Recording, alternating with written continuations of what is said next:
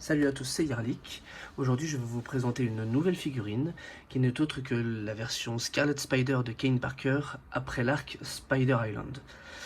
Je vais vous présenter rapidement la compagnie qui a fait cette figurine, qui est totalement nouvelle, qui n'a pas été sortie par une compagnie officielle. Donc Mes Toys en fait n'est autre que City Toys, qui fait juste des customs en fait sur un corps qu'ils ont déjà utilisé auparavant pour faire une copie du Spider-Man 2.0 de chez Amazing Yamaguchi. Donc là vous voyez la figurine, vous voyez les mains qui vont avec cette figurine, donc 4, 5, la figurine a 6 paires de mains, une tête supplémentaire, et aussi des accessoires que je vais vous montrer par après. Donc on va commencer par ces accessoires là, qui sont juste de la toile tissée. Lorsque Peter ou encore Kane Parker souhaite s'accrocher au building. On a une attaque avec des toiles, et on a des os qui sortent de son poignet.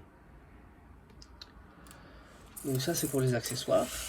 Il y a aussi un display stand que vous pouvez voir dans le fond de la vidéo. D'ailleurs le display stand est vraiment bien fait. Je vais vous le montrer.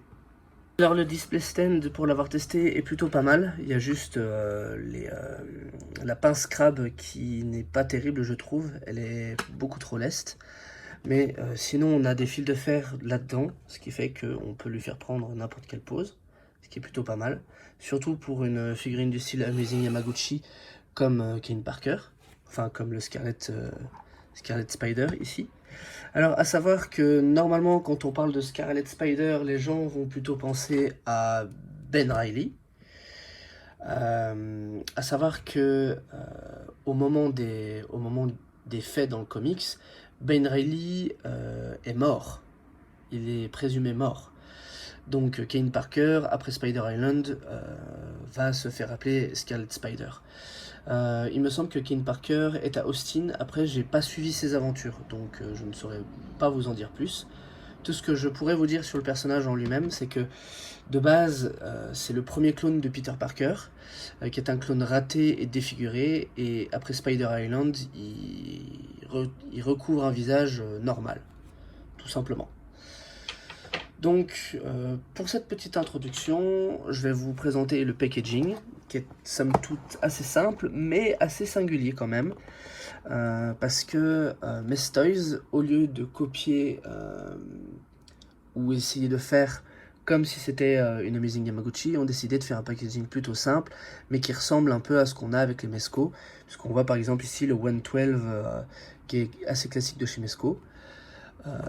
Après là c'est le devant de la figurine qui est représenté, la tranche, le dos avec un warning comme quoi il faut faire attention à ne pas avaler des petites parties qui sont avec la figurine et ainsi de suite.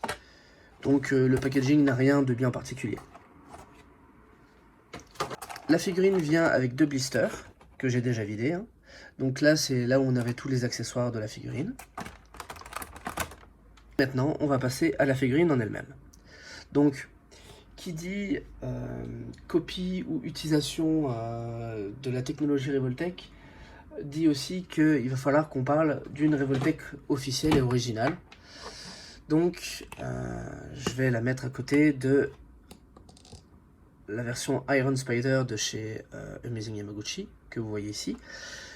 Alors je pense que juste comme ça, au niveau du design, vous pouvez voir que y a un énorme problème avec celle-ci, c'est que la tête, elle fait taille mouche, enfin on dirait une mouche ou une guêpe en fait, alors que ici la tête est beaucoup plus conséquente, mieux proportionnée. Au niveau du corps, les deux corps sont différents, donc là on a par exemple ici une pièce flottante alors que ici ça va être solide. Mais par exemple ici vous voyez, vous allez avoir une pièce qui va permettre ici, je vais demander à la caméra de focus, Il y a une pièce ici qui va permettre de cacher un petit peu l'articulation, alors que ici, nous n'avons pas ça. Il faut aussi parler du tarif. Normalement, je voulais l'aborder à la fin de cette review, mais autant l'aborder maintenant. Une Amazing Yamaguchi, quand vous en achetez une, généralement, vous en avez pour une centaine d'euros. Ça, c'est entre 35 et 40 euros sur AliExpress. Je vous mettrai le lien en description, si ça vous intéresse, de la boutique officielle de cette figurine-là. Donc vous trouverez tout ce qui est fait par Mess Toys et City Toys. Donc celle-là, je vais la mettre de côté, à savoir qu'elle a des articulations bien spécifiques qu'elle n'a pas. Par exemple, ici, j'ai pas su utiliser ça sur cette figurine, donc je pense qu'elle n'y est pas. Après ça, il me semble que c'est une technologie 3.0, et ça c'est un corps 2.0 qui a été utilisé. Donc ça c'est un Spider-Man qui est sorti après le Spider-Man utilisé, qui a été le template de cette figurine là. Après je ferai un comparatif avec différentes versions de Spider-Man de diverses compagnies.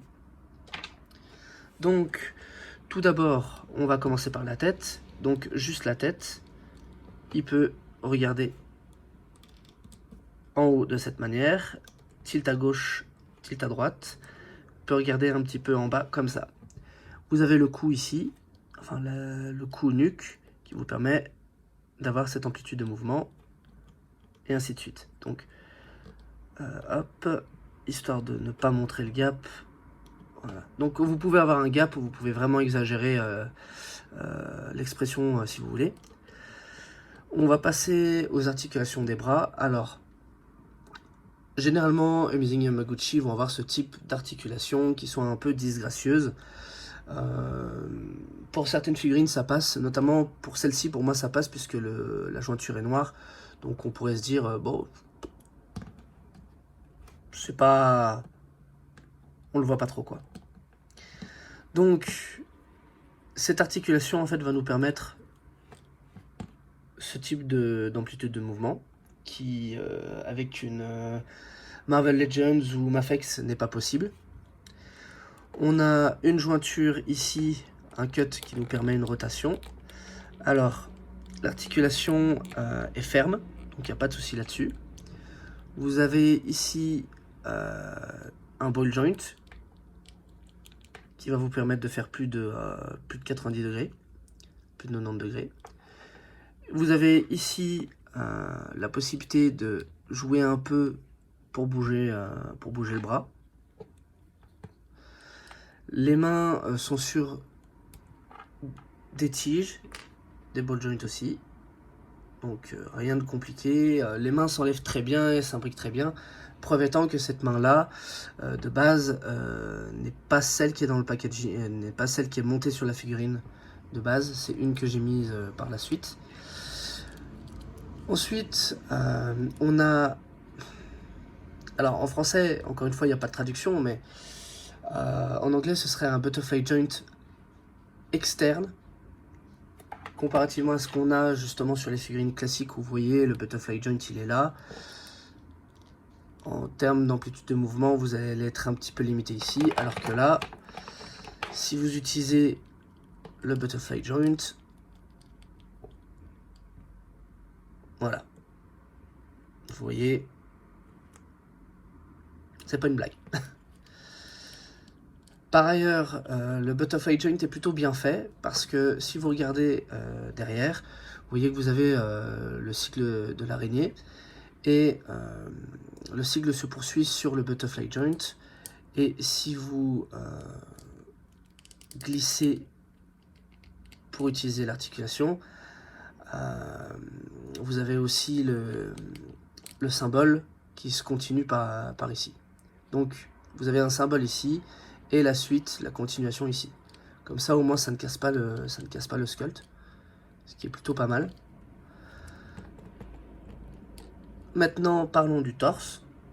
Donc on a un cut ici qui nous permet une rotation bas, haut, et vous voyez que les gaps sont vraiment minimes. On a un cut au niveau du bassin ici qui nous permet justement d'accentuer encore plus. Et on a cette pièce flottante qui permet justement de masquer le fait que, vous voyez, vous avez un gap. Donc ça, c'est plutôt pas mal réfléchi. Donc du coup, vous allez pouvoir avoir quand même une très bonne amplitude de mouvement.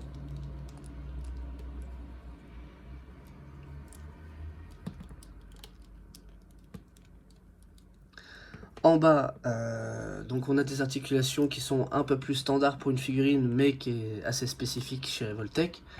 Je m'explique. Là, vous avez des articulations un peu plus standards sur des figurines d'import. Donc, vous avez une rotation ici. Là, la rotation, elle est visible ici. Donc, ça ressemblerait peut-être un peu plus à ce qu'on a sur les figurines américaines. Mais cette rotation-là, l'avantage qu'elle a, c'est de nous permettre de, si je peux l'utiliser, de mettre en scène des high kicks ou de permettre à Kane Parker de prendre des poses qui sont dignes de Spider-Man justement, et on va y venir. Donc, pas de souci pour faire un split.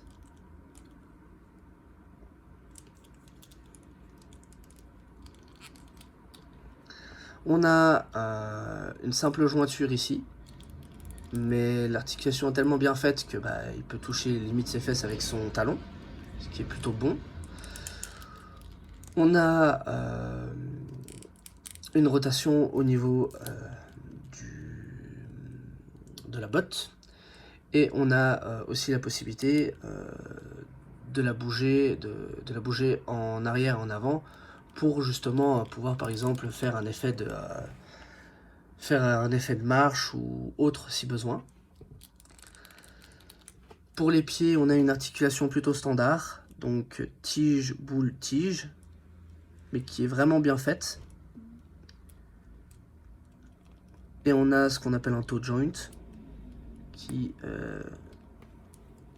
pour moi c'est pas une articulation qui est super utile. J'utilise très peu. Je veux dire, Kane Parker ne va pas nous faire une Michael Jackson, donc voilà. Mais s'il veut, il peut. Voilà. Donc, on a fait le tour des articulations. On va faire une petite session posing rapide.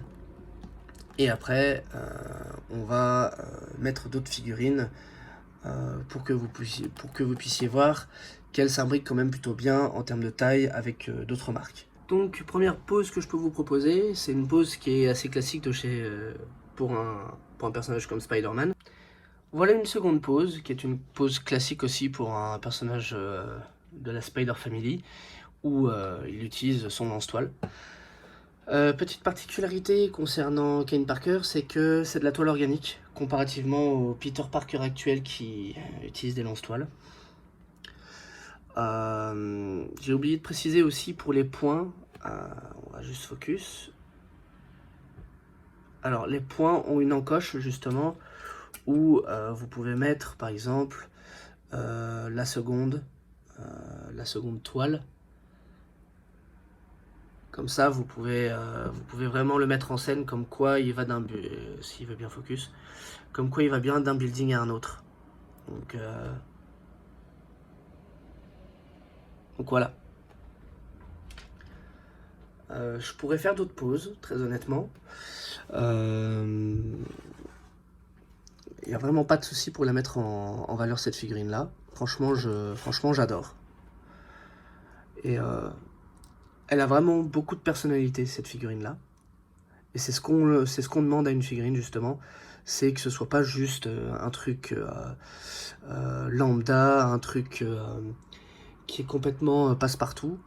C'est ça qu'on attend d'une figurine, c'est vraiment une personnalité, un plaisir de manipuler. D'ailleurs maintenant, je vais mettre d'autres figurines pour que vous puissiez voir une comparaison entre cette figurine-là et des autres Spidey d'autres marques. Alors, avant de passer au comparatif, juste une dernière pause pour montrer que vous pouvez même faire des poses un peu plus neutres. Donc, il n'y a vraiment pas de souci.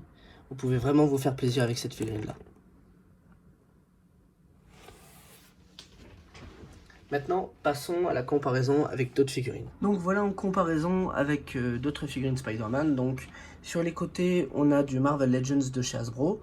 Donc là, on a le Sam Raimi, enfin on a le Spider-Man de Sam Raimi, donc Tobey Maguire, avec une tête custom. Cette tête ne vient pas avec ce corps-là. On a le premier costume du Scarlet Spider, Ben Reilly. Scarlet Spider, Ben Reilly à nouveau de chez Mafex. Mess Toys, Amazing Yamaguchi. Donc vous voyez que en termes de taille, ça se marie plutôt bien. Et juste pour mettre l'original de chez Hasbro, Peter Parker Spider-Man dans une pose qui honnêtement j'ai mis du temps à la faire avec cette figurine là, alors que cette figurine là je pourrais la faire très rapidement sans trop me fouler. Et c'est d'ailleurs là où je vais en venir, c'est que beaucoup de personnes disent que les Amazing Yamaguchi sont très compliqués à articuler, à avoir un bon rendu, ce qui est vrai, parce que celle-là j'ai énormément de mal à l'articuler, et pourtant c'est une originale, et celle-là, au vu des améliorations que Mess Toys ont fait, j'ai aucun souci avec, ça a été un plaisir durant cette review de faire du posing. Et j'avoue qu'au départ, quand ils ont publié les précommandes, j'étais absolument pas convaincu. Je me disais que c'est une très belle figurine, ça fera l'affaire pour avoir un Kane Parker, mais ce sera pas le Kane Parker de mon étagère. Et bien, force est de constater que si, je n'en prendrai pas d'autres, que ce soit de chez Hasbro ou que ce soit de chez Mafex. Celle-là, c'est ma version ultime, il n'y en aura pas d'autres. Je m'arrête là, je suis très satisfait de la figurine. Encore une fois, vous pouvez trouver le lien d'achat AliExpress dans la description, si jamais vous êtes intéressé. A savoir que Mess Toys a aussi sorti une version symbiote de Spider-Man utilisant ce corps-là, qui est d'ailleurs donc du coup très très bon. Et ils vont sortir une version de Superior Spider-Man qui va avoir les tentacules, les sortes de pattes d'araignée que par exemple cette figurine utilise. Donc ça promet d'être intéressant, et je prendrai le Superior Spider pour justement comparer et voir si c'est ce corps-là qu'ils utilisent ou si c'est toujours ce corps-là. Et si c'est ce corps-là qu'ils utilisent, de toute façon, je ferai une review dans les deux cas, mais je pense que vous pouvez d'ores et déjà vous dire que la review sera majoritairement positive. Voilà. Si vous avez des questions, n'hésitez pas. Et si jamais vous avez des axes d'amélioration ou des critiques à faire qui pourraient me permettre d'améliorer encore plus la qualité des reviews, n'hésitez pas, je suis ouvert à toute critique. Prenez bien soin de vous. Ciao, ciao.